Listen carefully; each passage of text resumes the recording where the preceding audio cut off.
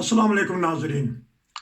पाकिस्तान की सियासी सूरत हाल, मुआशी सूरत हाल और अदालती सूरत हाल पर बात करेंगे। हमारे साथ मुख्तलिफ तबसरा नगार होंगे, वो अपना तज्जिया पेश करेंगे।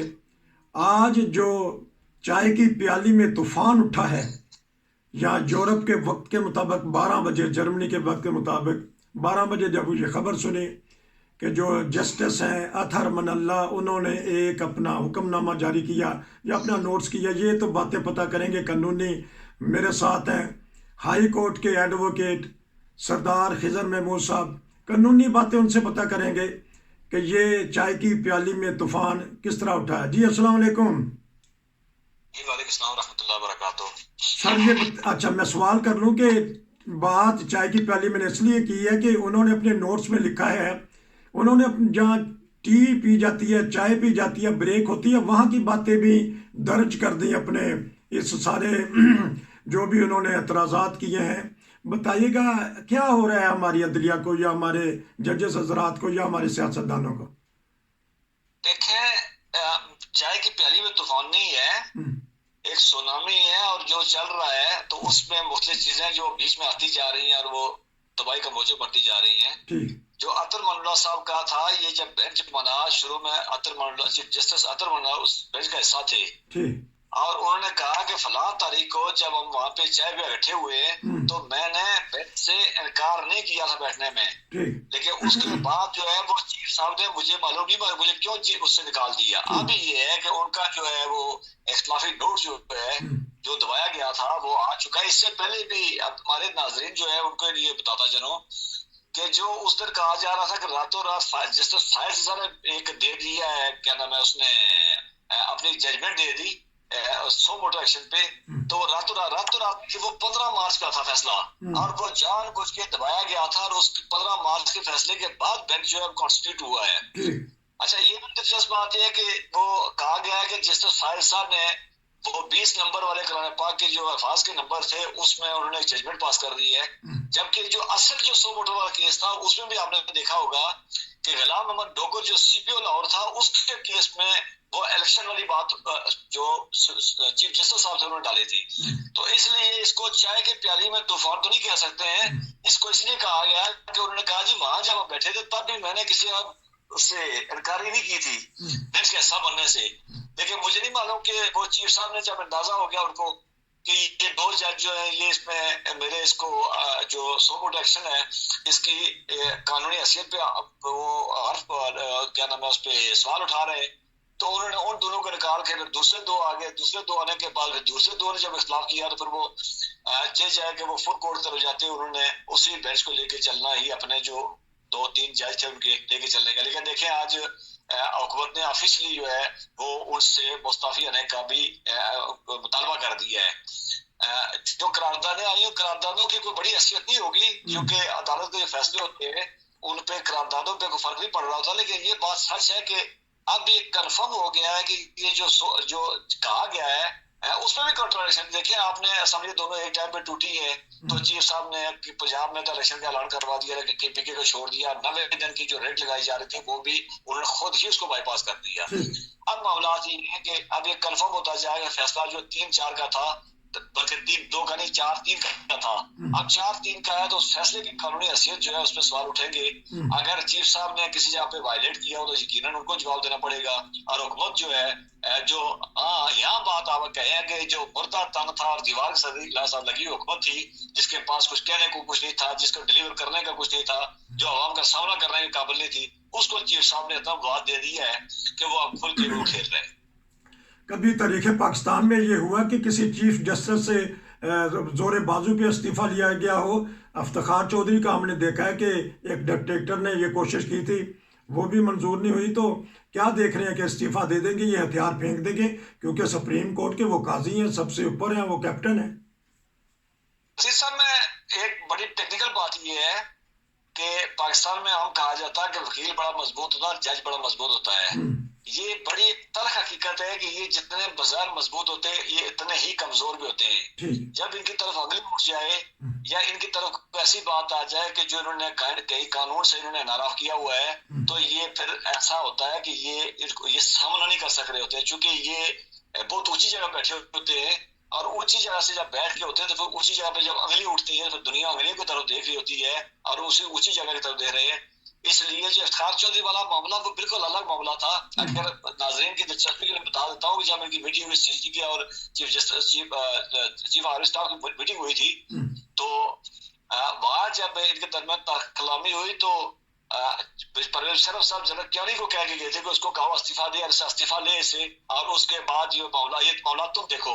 तो जनरल क्यानी ने कहा था कि डट जाओ, और उसके बाद जो बुखला का पहले पिंडी से जो पिंडी पार से बुखला गए थे तो उनको वहां पर सुप्रीम कोर्ट तक ले जाने वाले इदारे ही थे कि हम जब दौड़ के, मैं चूंकि उसका विटनेस हूँ, जब हम दौड़ के गए तो जिस जगह पे रास्ता बंद था तो वहां एक बंदा खड़ा था होता था वहां पे, हाथ में वायरस, पाँव में काला बूट और वो सैर कपड़े, तो वो कहता था यहाँ से रास्ता खुला हुआ, यहाँ से निकल जाए।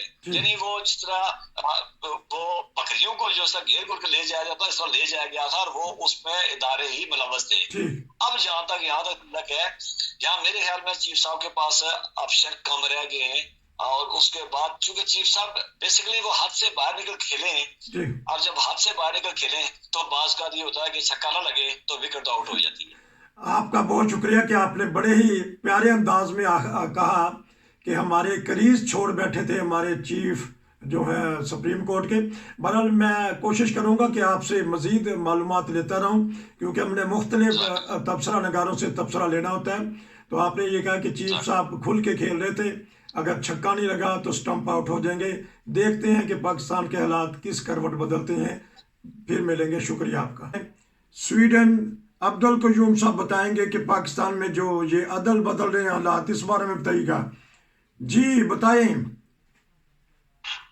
देखें जी, पाकिस्तान के अंदर 75 साल में बहुत कुछ हुआ। आज पाकिस्तानी कौम 75 साल के अंदर जो उनके साथ जुल्म और सितम हुआ, हर लिहाज से हुआ, वो एक तरफ खड़ी हो गई है। जो मुहिब वतन लोग हैं, जो मुहिब वतन जज हैं, जो मुहिब वतन वकील है, जो मुहिब वतन कौम है, और वो लोग जो शुरू ही से पाकिस्तान के गद्दार रहे हैं, शुरू ही से पाकिस्तान को खत्म करने के लिए वो साजिशें करते रहे हैं, वो सुप्रीम कोर्ट के अंदर भी आ गए हैं, वो हर अदारे के अंदर पहुंच गए हैं, वो सियासतदान भी बन गए हैं, वो पार्लियामेंट के अंदर भी आ गए हैं। ये वो लोग हैं जो पाकिस्तान के दुश्मन हैं, और आज एक बहुत बड़ा युद्ध होने वाला है। 75 साल के बाद पाकिस्तानी कौम तैयार हो गई है इन गद्दारों से निपटने के लिए। ये ऐसा मौका है कि सुप्रीम कोर्ट का जो चीफ जस्टिस होता है वो जो चाहे करे, क्योंकि वो सुप्रीम कोर्ट का बास होता है। जैसे चीफ ऑफ आर्मी स्टाफ, ये कोई जनरल नहीं कह सकता कि तुमने मेरी पोस्टिंग यहाँ से उधर क्यों कर दी, उधर से तुमने इधर क्यों कर दी। वो चीफ ऑफ आर्मी स्टाफ होता है, वो जो चाहे करे, पूरी फौज उसके अंडर कमांड होती है।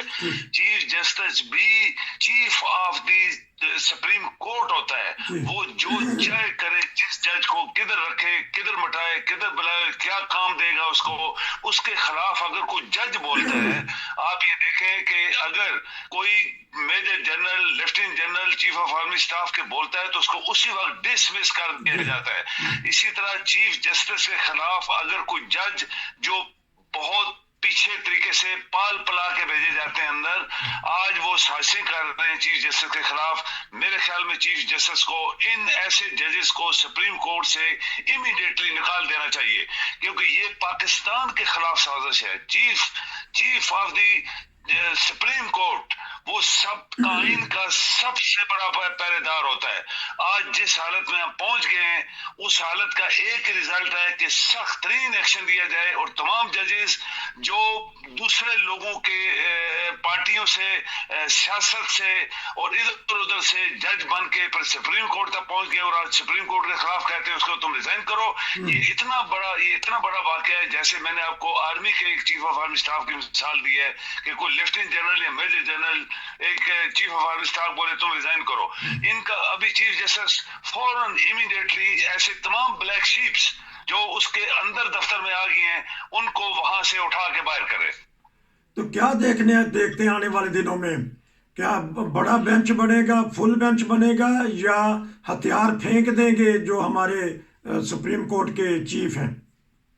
कभी भी नहीं, कभी भी नहीं। सुप्रीम कोर्ट का चीफ जस्टिस अकेला भी डिसीजन दे सकता है, एक जज भी दे सकता है सुप्रीम कोर्ट के अंदर, दो भी बैठ के हमेशा बनते रहे, और तीन तो बहुत बड़ी चीज है जिसमें खुद चीफ जस्टिस बैठा हुआ है। और ये कोई इतना बड़ा मामला नहीं था, ये कोई पाकिस्तान के क्या कहते हैं सरेंडर जो हुआ था, बांग्लादेश बना था उस वक्त, अगर हम कहते तो पूरा फुल एक बेंच बनाया जाता। ये तो एक छोटा सा किस्सा था जो सिर्फ ये था कि इलेक्शन 90 डेज में होने चाहिए, और क्यों नहीं हुए 90 डेज में, उस चीज के ऊपर 3 सीनियर जजेस बैठ के उन्होंने डिसीजन दिया जिसमें चीफ जस्टिस खुद था।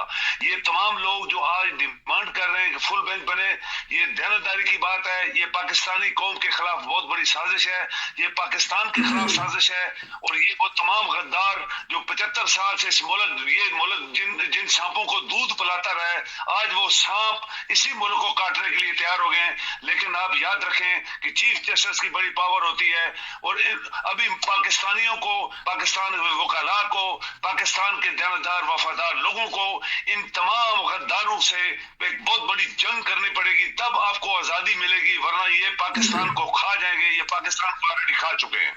आपका बहुत शुक्रिया कि जिस तरह आपने कहा कि सीधी सादी सी बात थी। आइन कहता है कोई असेंबली अगर टूटती है तो 90 दिन के अंदर आइनी तौर पे इंतखाबात कराने होते हैं। वो हमारे 3 मुअज़्ज़ज़ जज साहबान ने जो कि काजी कहलाते हैं, सुप्रीम कोर्ट के मोतबर जज होते हैं, उन्होंने सिर्फ एक बात कही है कि आइन कहता है, लिखा हुआ है, इन्हीं सियासतदानों ने लिखा हुआ है उस आइन में कि जब भी असेंबली टूटती है 90 दिन के अंदर इलेक्शन करवाने होते हैं। ये तशरीह की थी हमारे 3 मुअज़्ज़ज़ जजेस ने। आपने बहुत अच्छी तशरीह की।